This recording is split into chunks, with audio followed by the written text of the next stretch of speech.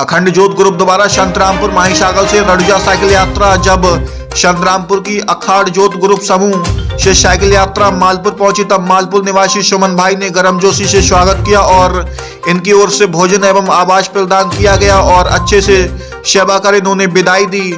अखाड़ ज्योत सदस्यों ने कहा कि जो लोग आज संतरामपुर से रवाना होकर अगले 5 दिन में राजस्थान रडुजा पहुंचेंगे, बाबा का दर्शन कर वापस 5 दिन के बाद घर वापस लौटेंगे। अरावली जिले के पुरोहित परिषद के रामदास महाराज ने सभी सहयोगियों के साथ आश्वासन दिया कि यहाँ से रडुजा जाने वाली सड़क पर कोई असुविधा नहीं होगी। अरावली से रमन भाई खात की रिपोर्ट। अपना 5 मित्रों निकला था અને હાલમાં આવી ગયા છે માલપુર અને માલપુર સુમનભાઈને ત્યાં રોકાયા છે। હમણાં જમવાની વ્યવસ્થા કરી છે અને અખંડ જ્યોત ગ્રુપ તરફથી અને હું અખંડ જ્યોત ગ્રુપનો મેમ્બર છું અને સુમનભાઈ પણ છે અને હસમુખભાઈએ ખાસ કરીને કીધું છે ને હસમુખભાઈના કહેવા પ્રમાણે હું આમાં એમની જોડે જ આવ્યો છું માલપુર સુધી અખંડ જ્યોત ગ્રુપ તરફથી આમને સપોર્ટ કરવા માટે।